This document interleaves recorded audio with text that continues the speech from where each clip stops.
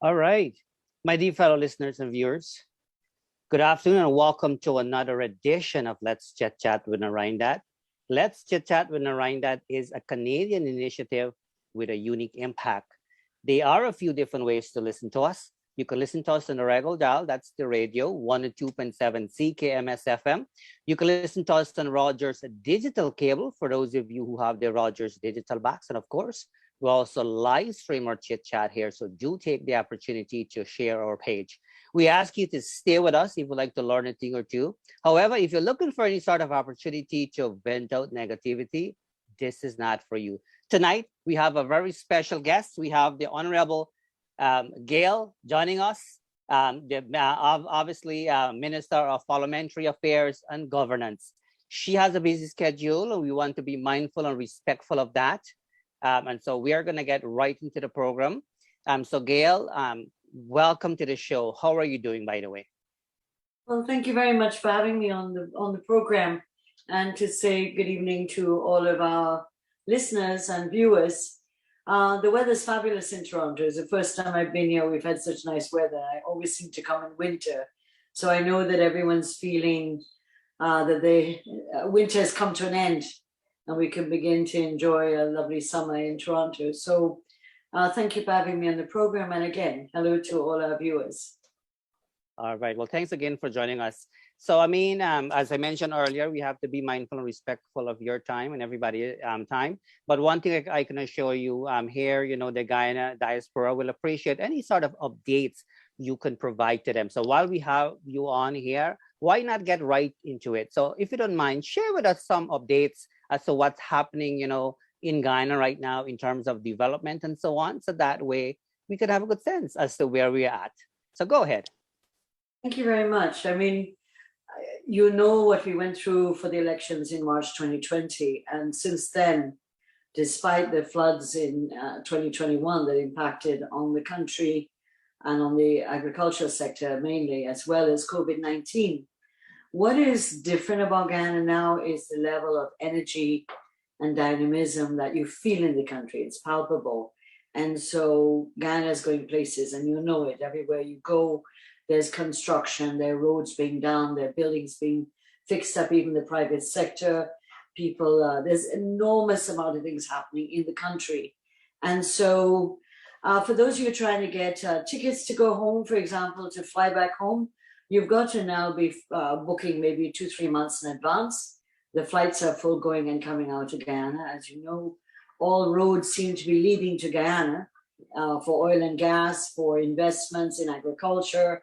The hotels being built, the special medical hospital for women and children are all in the making. And so these transformative projects are bringing in a lot of people who are involved in investing or getting involved in working with government in partnership. So it's a very, very exciting time for our country. And it's really, you can feel the positive nature. I mean, some people are cautiously optimism. Other people are very optimistic, but the temperature's changed in the sense that the amount of activities going on. You can't say that all the businesses are picking up, the restaurants, the hotels, despite the fact that we still have COVID, we still have to wear a mask, we still have to do COVID testing. We're still trying to make sure more and more of our people are vaccinated. But at the same time, the economy is opening up, and it's an exciting time, and I think it's well deserved. We've gone through a lot as a country over the decades. We've gone through a lot of trials and tribulations, and my take on this is the golden era of Guyana. This is our time. We've suffered enough. We've gone through many difficulties, but this is the chance where Guyana can really shine. And as I tell everybody, it's our time. We've waited a long time. We've worked for it for a long time. We've fought for it. And it's now Guyana's time to rise. And the only thing will bring us down is if we don't do it right. And I think that we have all the makings to do it right now. So it's a good time. It's a good time for our country. All right.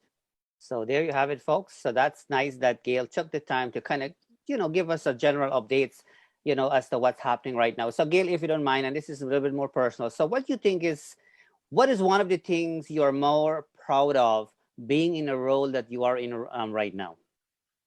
You just one or two. I'm pretty much sure you probably have a long list, but what's the one thing that really stood out for you and say, you know what, if anything at all, I can look back and say, you know what, I'm most proud of this piece? I am proud of the fact that we were able, as a people, as a party in opposition, and then now party in government, to preserve democracy. That we were sorely tested in March 2020.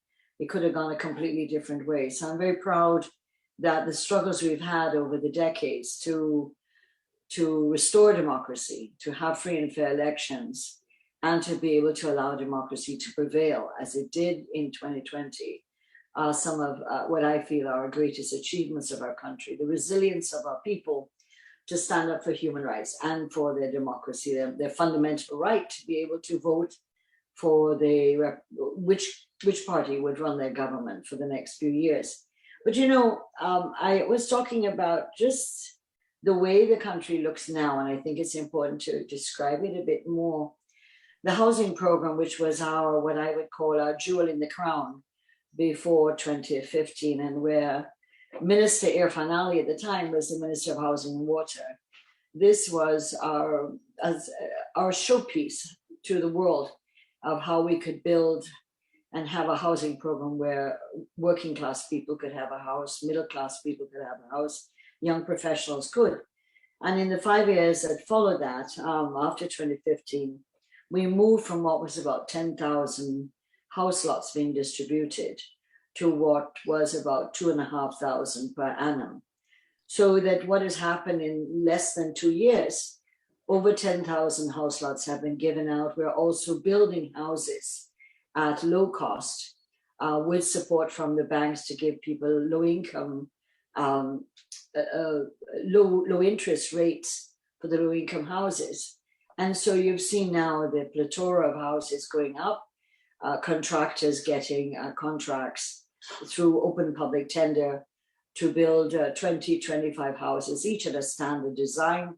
And so to try to expedite the process of people living in better communities, healthier, cleaner communities, with water, with electricity, and so on. And this is having a major impact across the country, not only in terms of people having the right to own property and to be able to build a house and so forth, but also in terms of the providing work, employment, over 5,000 to 10,000 people involved in working, materials that have to be provided, and a lot of it is provided locally, so that keeps the manufacturers going. And as well as from a woman's point of view, the number of women who have been able, single parent women who have been able to get these houses that are built already, gives women for the first time as single-headed households, owners of property.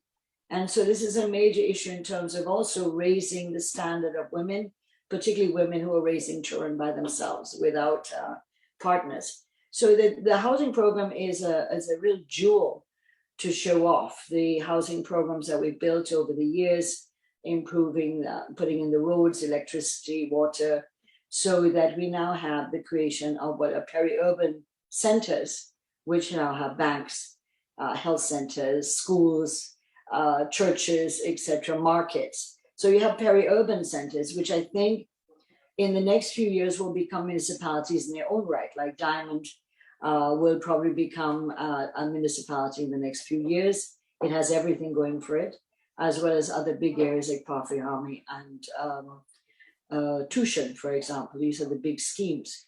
So there are housing schemes all over the country, in every region of Guyana.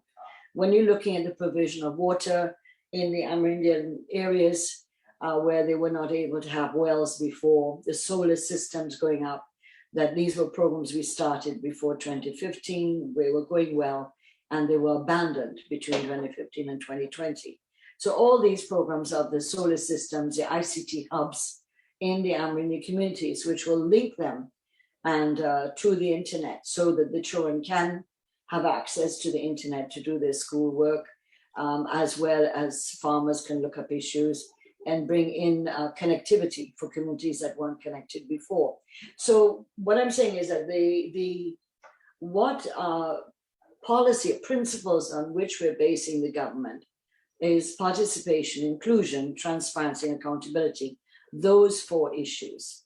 And therefore, we are not concentrating on Georgetown or only regions that voted for us. We're dealing with all the 10 regions, including Region 7, which I represent, which is the Upper Mazaruni-Cuyuni, where there are more activities in that region, which we didn't win. APNU won it, but not a big margin as before. And so health centers, police station, roads, for example, housing programs, water are going into all these areas, schools and so forth. So every region is being touched in a variety of ways with government funding, with government programs. And then you also have the loans and grants that we have with India, for example, upgrading and modernizing 3 district hospitals in Anna Regina, Bartica, and West Demerara, for example. You have the different programs, I think, with Canada in terms of building with one of the Canadian institutions and universities, building a maternal and child health specialized hospital in Guyana. We also, of course, have relations with China and a number of investments and programs. And of course, the oil and gas industry. And so what are we based on as a country? And this is why I'm very proud of President Ali and to be proud to be part of his cabinet, because the principles of what are we founded on and the vision of where we want to go as a country. One, in terms of developing and bringing back and expanding the low carbon development strategy, as well as One Guyana. The plank of the government are based on these 2 things, the One Guyana concept and the expanded low carbon development strategy. Guyana, as you know, has one of the world's remaining intact forests. And so this is something that we've been able to manage while at the same time still having mining and forestry, but in a managed way. We're a zero emitter of emissions, carbon emissions in the country. And we've also in the past, before 2015, been doing carbon trading so that we were selling our capacity to store carbon as an issue for the world in terms of preserving the planet and to try to reverse climate change.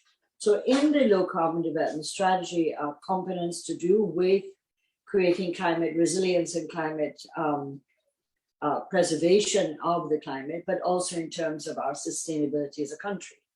How can we continue to live whilst being able to store the carbon that we have in our trees to make money in terms of carbon services, as well as at the same time to have a mixed energy program. So you have environmentalists out there saying, don't take the oil out of the ocean, don't cut the trees. Well, then how will we as a people, Narine, live? How do we live? And so we have to deal with how do we balance? How do we carefully manage the fact that we are proudly one of the countries in the world that has preserved and has a pristine rainforest with only 0.07% deforestation of our forest, despite that we're developing it, the country. And how do we at the same time bring down the cost of fuel and energy? Because one of the highest costs I see, and I've been driving around here and seeing that your fuel costs have gone up as well. How do we as a country deal with this? And so the issue of an energy mix of oil, the oil and gas sector, to have natural gas be developed, solar, wind, as well as fossil fuel, and water, hydro, so that we're going to be working on this energy mix, using the resources from oil and gas to be able to expand our economy, to diversify it, and as well as to provide cheap, reliable energy for the expansion of the economic base of the country. And then, of course, we still remain an agricultural country. We're still based on agriculture. We have never and never will go in the direction of a monoculture, which is what the former government was doing.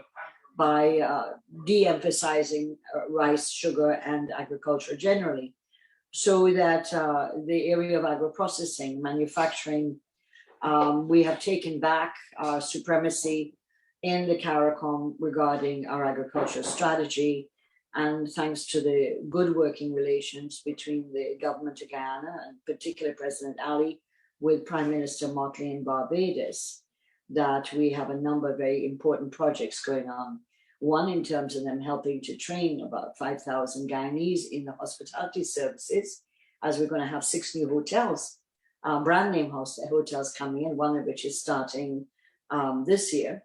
And we are also buying from them their black belly sheep, so that we can expand our mutton production and so forth. So that in the agriculture field, we will not abandon agriculture. We see the opportunities in agriculture becoming greater and greater as the world is challenged with food security issues.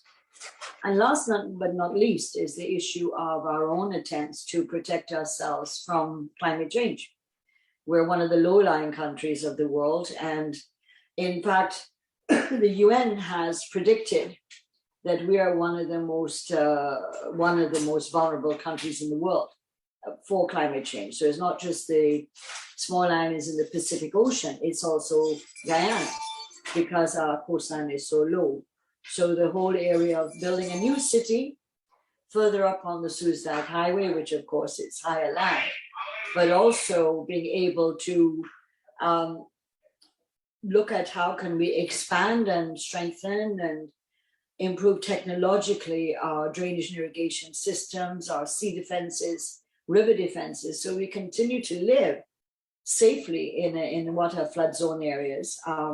Because obviously the coastal belt of Guyana is one of the most fertile belts that we have for agriculture. So one can't just abandon it and move. So that we have some really interesting things. Of course, the adaptation and mitigation issues to do with climate change and floods, for example, are extraordinarily expensive. And this is where a lot of the gas, oil and gas money will go into, the very heavy infrastructural projects to protect us from climate change and to be able to allow us to live safely in our areas which we've lived in for decades or centuries. So I hope that gives people an idea of what's on. I've probably forgotten a number of things or haven't referred to a number of things, but I think at tonight or the activity we're having and tomorrow night at the dinner, there'll be greater opportunity to talk about maybe some more details that people may want about education or health or NIS or old age pension and all these other issues that are all going on simultaneously. And, sure. So it's a busy time. All the ministers, President Ali had said when he got into office that we want to hit the road running. And it's almost 2 years and we're still running. We haven't stopped moving at a very rapid pace and in the country. Excellent. So another question I have for you just before you kind of slip out there. What is it that you would like to say to the Guyanese diaspora, who have lived overseas, not necessarily only in Canada, but elsewhere, and who have their eye in Guyana in terms of wanting to give back, wanting to contribute? What is it that you would like to say to them in terms of them, wanting to give back? Not necessarily, to invest. Not everybody will want to invest, but some people are willing to kind of give back, whether that be to their, to their community, to their school, hospital, whatnot. Anything along that line will be very helpful for us. So anything you can add to that would be fantastic. One of the areas that we recognize, we have a whole diaspora unit in now the Ministry of Foreign Affairs. So that's a recognition of our government that the diaspora is an important component of our strategy to develop our country and to diversify it. Secondly, in terms of, Guyanese and different Guyanese groups have done good work in Guyana for years at the social level and assistance with floods in terms of people with who have faced tragedies and stuff like that. So that work will still be ongoing, particularly with areas of children, for example, children who have been abandoned or who have been abused. We have amended the child adoption laws, for example, so that to bring it in line with the Hague Convention, so they can be children adopted outside of Guyana safely and according to international law. So that there are a number of the social areas of persons who are children who have special needs. We have gaps in our system with specialized teachers in certain areas, particularly those who deal with special needs children. And so that whole area of autism, of Down syndrome, of all various forms of special needs that children have, whether it is visual impairment or hearing impairment, etc., that we need those kind of skills. And if persons have those skills and wish to return to work in Ghana, obviously they're most welcome. If they're persons who can't come home, but would like to do training programs where they're using Zoom or other things to help train our teachers, these are areas that can be spoken with and discussed with the Cyril Potter College of Education, with the Minister of Education. The area of skills is the important area of everything we do. With the housing program, with the road program, the sea defense programs, and everything else going on, we recognize that there will be shortages of labor. And that's an issue. And I say labor in the broadest context, meaning professionals, engineers, architects, teachers, nurses, for example, but also people with skills, the tradesmen that have masonry, plumbing, electrical specialists, urban planners, for example. What you have here, which is a skill I see that we don't have at home, or we don't have a good way of doing it, is people who finish work. So when you have construction, you have the finishers who come in and finish the work so it looks perfect at the end. We haven't developed these skills, so that there are a whole range of areas, Narine Dat, for training, whether it is using Zoom so they don't necessarily have to come to Guyana, and working with some areas with the Public Service Ministry and the Ministry of Education. We have 20,000 online scholarships. We've given out 5,000 in the first year, 6,000 in the first year. 7,000 people applied from all over Guyana, and they're learning through online with different universities in India, University of West Indies, University of Ghana, University in Germany, which I can't pronounce the name, of anything from what are certificate programs to diploma to preparatory degrees, as well as degree master programs, etc. So this has opened up a whole new area for Guyanese who could never have afforded to go to university or get post-secondary education. So that training is a big issue, particularly in the trades area, because right now we are running out of persons with those kind of skills. So there is an opportunity for working in Guyana. There are quite a number of people who have skills in the area of oil and gas who are also welcome to look at coming and working in Guyana. We have to develop our own skills. As you know, we passed the National Resource Fund. We went back and into Parliament and amended it so that it's much more transparent than what was originally designed by the former government. So there's a Natural Resource Fund. There is a local content body so their skills are persons who know the oil industry that can help us in terms of regularizing what's going on in the audit areas, accounting areas, to make sure we're getting value. We're not being gypped. We're getting the revenue we're supposed to get, to be able to do the audits to make sure that the companies are not abusing the agreements which were signed in 2016, the old agreements. The new agreements that will come on with new companies will be different, of course. So even accountants and auditors that sometimes people don't think about that you need, that those are skills that will be welcome. And I think in some cases, people may want to remigrate. Other people may say, look, I can get a contract in Ghana for a year or two. I just want to come for a year or two, keep what I've got going in Canada and come back and go back. So these are all possibilities, including, of course, investments. And the area of agriculture is a big area in terms of the land, and a number of people maybe in Canada here left family land back in Guyana. So the whole area of cultivation of livestock, for example, and then, of course, the new areas of aquaculture, of growing shrimp and tilapia in ponds, So to be cheaper and faster to do that. The president in particular has been very innovative in coming up with what's called shade houses, where we're experimenting with growing things that we don't always grow in Ghana, like roses and or broccoli and other kind of things that could be used for export market, particularly to the Caribbean region, which need these products too for their tourist industry. So there's a lot. If you look at every sector you can think of in Guyana, there is work going on and attempting to see how to do things better and learn better. And so we expect that with the level of construction going on, that there will be shortage of certain skills. And so maybe in winter, when maybe some persons who have those skills may not be employed, those are times when they may want to come to Guyana. At least you'll have the hot sun, warm sunshine, winter and ice, and it may be a time to come and work in Guyana for a period of time.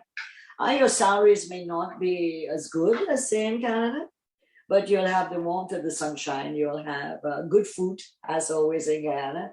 You'll have the hospitality of our people, and you'll be able to do something tangible for our country. As I said, the salary may not be the greatest, but if you're working for the foreign companies, the oil companies, of course, those have skills that are paid at a different level. But I think this is a time to really look at Ghana, not saying to you, pack up everything and come home, although we have a migration package and stuff, but looking at how in some cases people may not have got their jobs back after COVID in Canada. And while they're trying to see how things will normalize, that they can still come home and maybe work for a period of time or volunteer for a period of time and then come back, settle down here. So there are enormous possibilities. And I think it just needs some imagination. The banking system and loan system are not as difficult as, say, years ago, so that the possibilities of using land that may own to your family to be able to develop it, these are easy issues for people to deal with.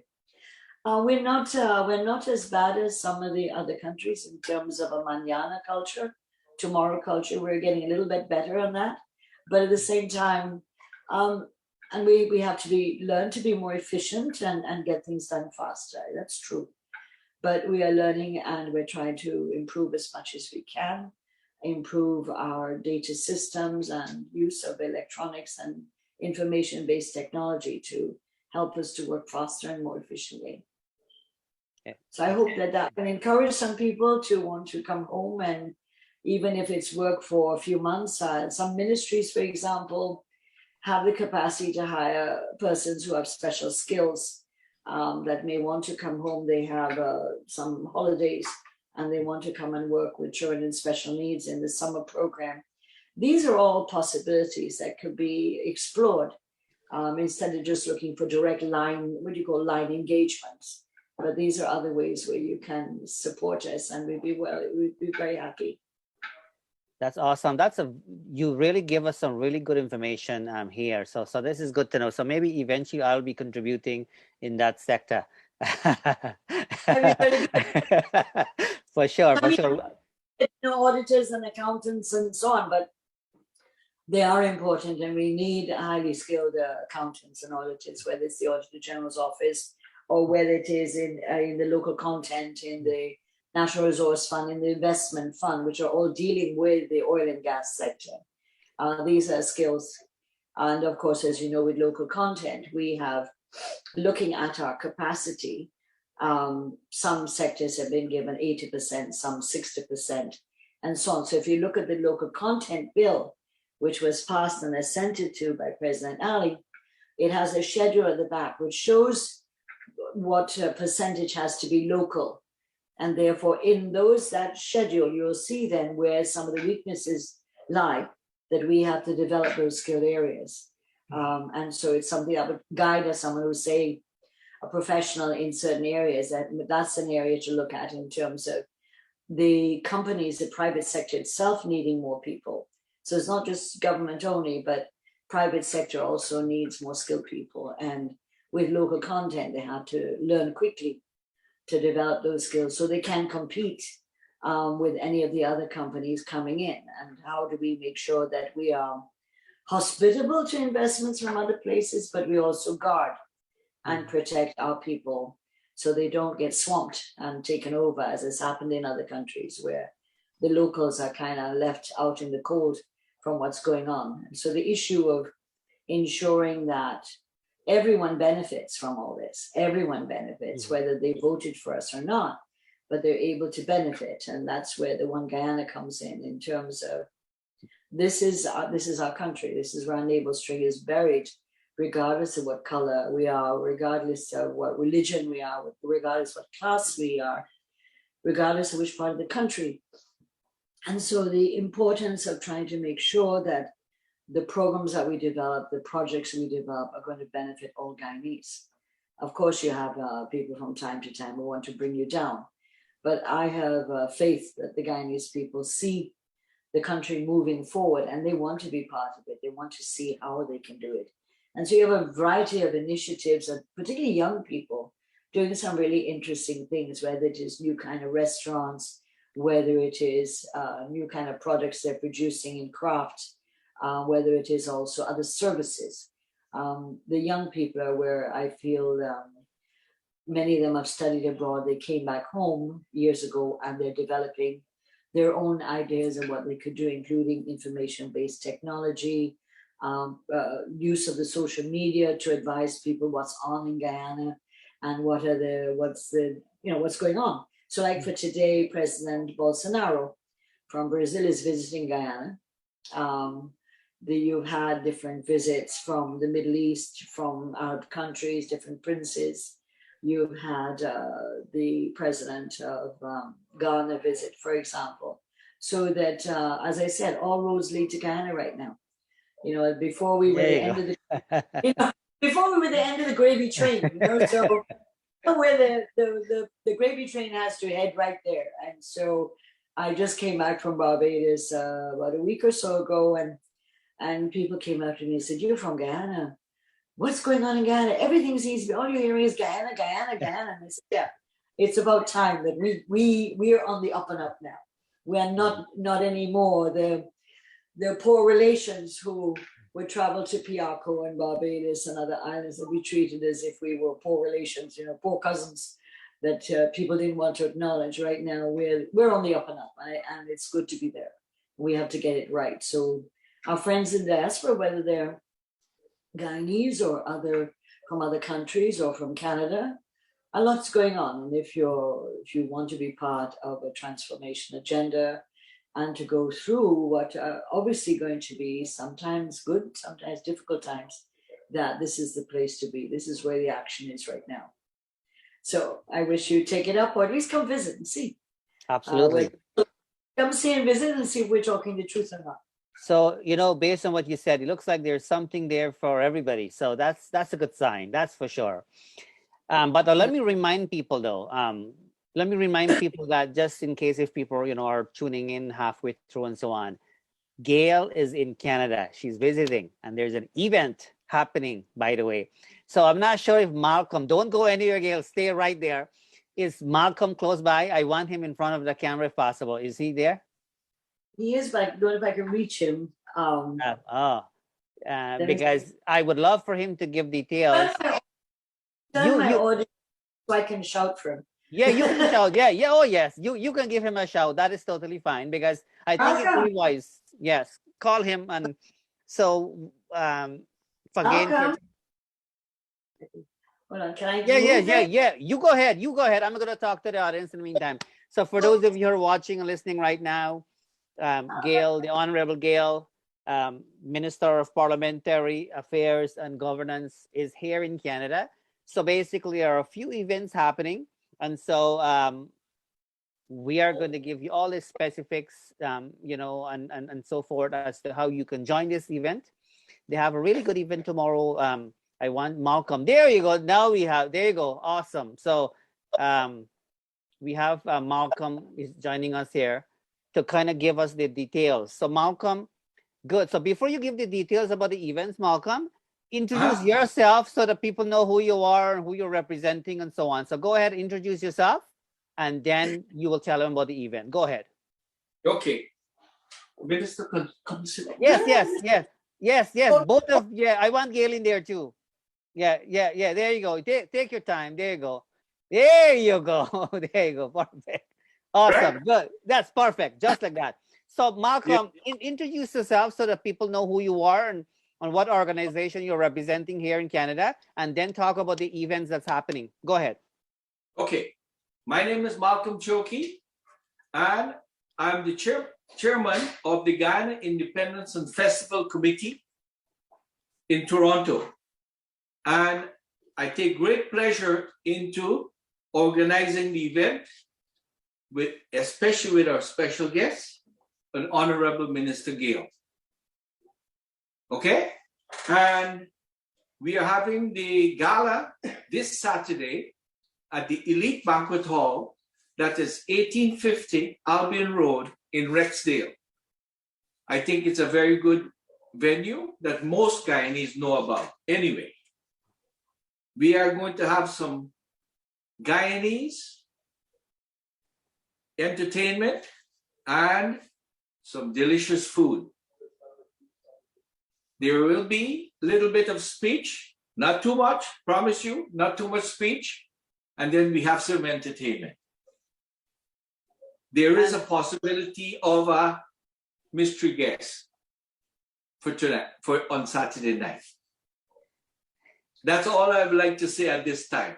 And how can people get tickets and so on? Share that information while you are at it.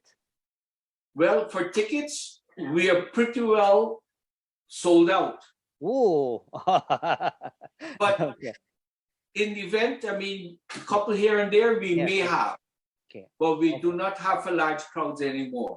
Okay. However, if you can see on the flyer, you can maybe still call, and then we can discuss. But we're pretty well, I'll tell you, we're pretty well sold out. Okay. That's it. Excellent. So stay right there. Don't go anywhere. Okay. So thank you for giving us that information. I think that's great. So Gail, I want you to know that we appreciate you joining us here. The information you gave us, it was a very fruitful one.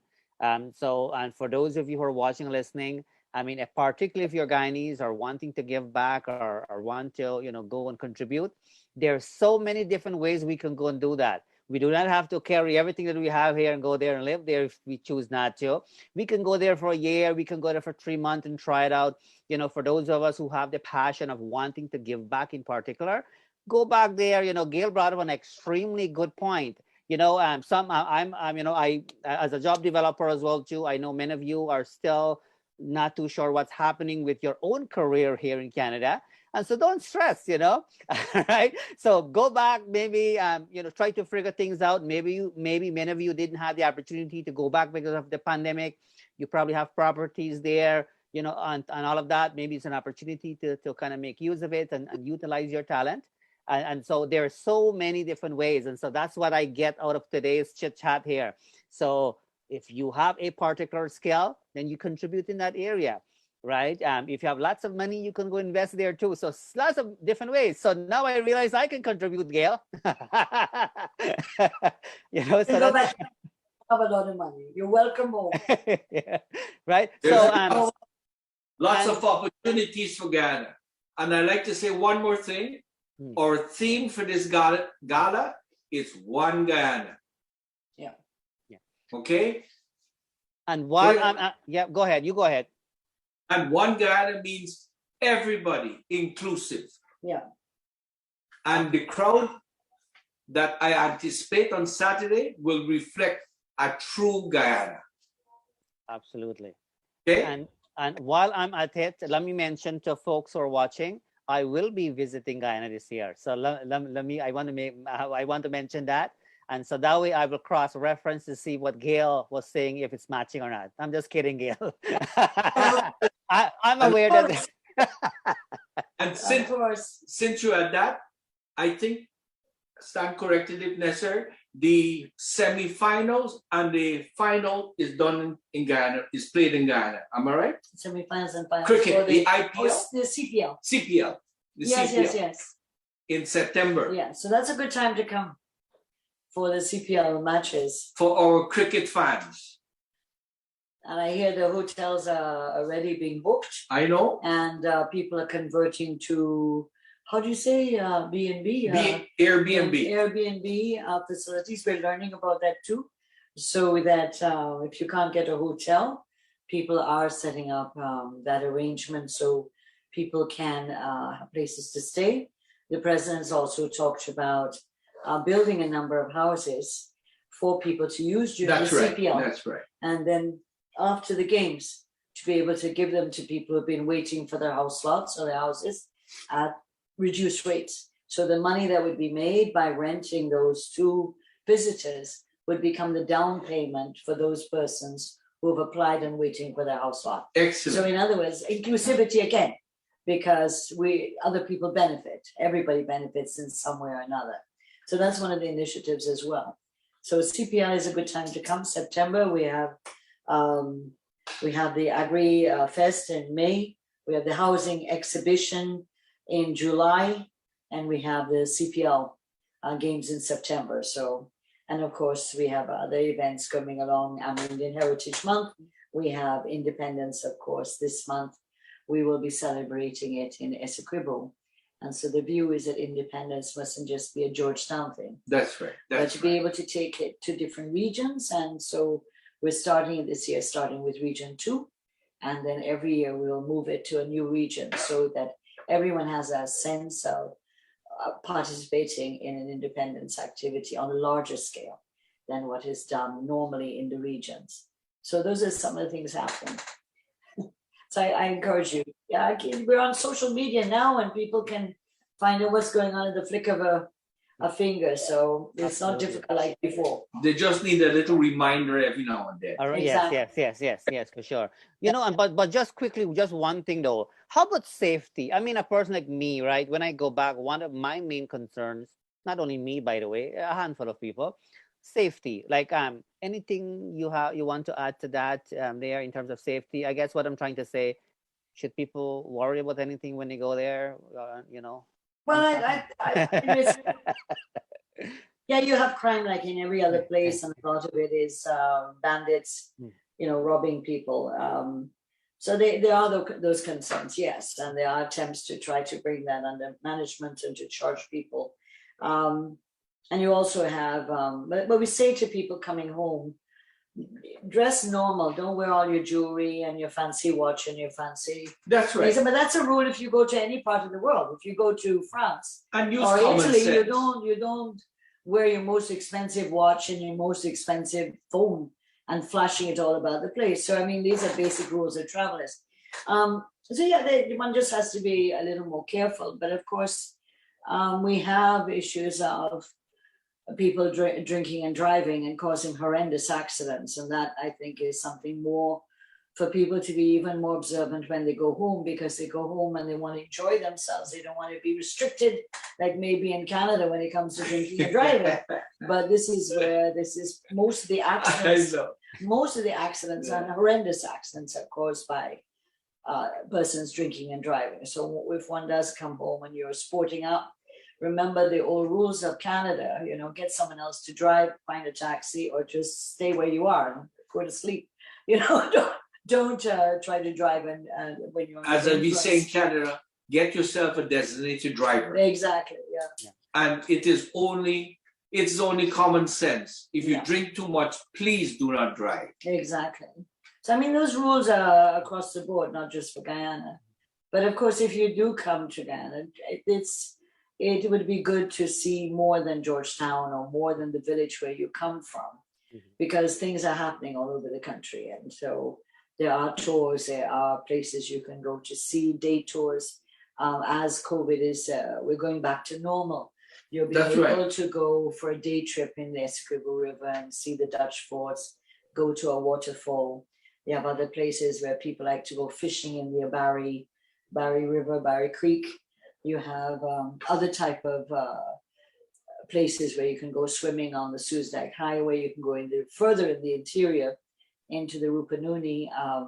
And some nice little eco-tourist lodges have been created, all owned by Guyanese, all being very brave and adventurous in investing. and starting out small. So some of them are really pretty and worth going to spend a day and a night. The food is always very good. So don't just, go into the things you always know. Take a little day off to see a little more of our country, because it's a beautiful country and we're very blessed as a people, really. Another great point there. I'm guilty of that. Usually when we go back, we try to meet, go in our village and our area to meet the people that we've known for all of these times, but we didn't make, as much effort to kind of explore. But I can assure you one thing, I'm saying it openly here, we will be exploring more now for sure. And thank you so much for that reminder, because as we mentioned earlier, through social media, we see so much. And when we see certain pieces, we get jealous here, We say, "Ooh, we have all this happening in Guyana. What's going on here? We are missing out, So thank you for that reminder. Go ahead. Get my hands on a copy of the National Geographic, the April edition, that did a whole piece on Guyana, based on, it's called The Island, I think, in the Clouds, which is about Roraima. And I think any guy needs to try and get a copy of that, because it's just, the photography is unbelievable. And when you look at it, to think, this is my country, this is Guyana. And so it's a beautiful feature that National Geographic did. And so if you happen to be in a bookshop and you see it, you might want to buy it just as a memento of to show your children and grandchildren in the future that this is where you came from. So, but it's absolutely gorgeous, and when you see it, you feel very good about being born in a country like this. And that's the April 2022 edition. Yeah. Right? Yeah. To be specific, and anybody looking for it, it's the April 2022 edition of the National Geographic. Yeah. Excellent. So listen, don't go anywhere, the two of you. I know when Gail, came on the show, she said to me she will only spend 20 minutes, but believe it or not, we've been chit-chatting over an hour. That goes to show that Guyana has lots to talk about, right? And so do know that we recognize that you kind of took the extra time to share with us. And to the people who are watching or listening, everything that Honorable Gail said there is so true. She's not making it up. You can see all of this. And I have to say, when we are looking, as to what's happening and all the, the beautiful things in Guyana and so on, we as Guyanese born, it's itching us, to go and visit. So more and more people are obviously considering to visit and to invest and to give back and so on. And I'm one of those people. And I mean, we have these kinds of conversation behind the scenes all the time. And the fact that Honorable Gail is kind of really, the fact that she took the time to highlight, everything that we have been hearing and seeing, it is very impactful. So I want to know that the time that you are spending here, it is very impactful. We are forever grateful. And Malcolm, thank you for taking the lead to really bring this One Guyana event, to us. It is never an easy thing to do. I know what goes on behind the scene in terms of putting all the pieces together, but do know that it is very much needed. We are looking forward to, for the event tomorrow. Any last word any one of you would like to say? You can go ahead and do that. If not, we are going to wrap it up. But we are forever grateful for you and everybody else. I know that time is limited for everything else, but do know that this is impactful. And I feel like I have to go and book my flight now ahead of time, because Gail mentioned that, we have to book that a few months ahead. I did not realize that. Like, it looks like I'm a few weeks behind already with this. Yes. If we want to go to something else, might be a good idea to do it now. But anyway, thank you for having me. I'm very pleased with Malcolm and the group here to have invited me, the government of Guyana, to be here. And to thank you also to inviting us to being on the program. We do have other events to go to, so we don't want to be late. We're Guyanese, but we're trying to learn to be on time. That's right. So this is part of us modernizing. And so thank you very much, and all the best to all your viewers, and keep safe, and that we'll be seeing each other again. Thank you. For sure. So go ahead. Again, I got to say, we talked a lot about Guyana. We love Guyana. Yeah. But it's time to go and see Guyana. Exactly. That's right. We got to go and see the One Guyana. Right. And it's beautiful, because I am going, and I believe I'll be, for sure, I already booked my ticket for the cricket anyway. The CPR, I already booked it already. Awesome. So, okay. But all I right. am going. Okay. Perfect. Well, I'll be there too, so I'm going to see what's happening. So, my dear fellow listeners and viewers, as we are approaching the end of today's program, I would like to take this opportunity to thank you for tuning in to Let's Chit Chat with Narine Dat. Please remember to tune in to us again next time, where we're going to have another special guest. On behalf of myself, the Honorable Gail, and Malcolm, all of us will join together and wish you a great today and even a better tomorrow. And don't forget to visit Guyana. Don't forget to check out the event tomorrow. We'll see you soon. Okay, thank you very much. Thank you. Okay. Ciao. Thank you. Bye-bye. Yes, bye.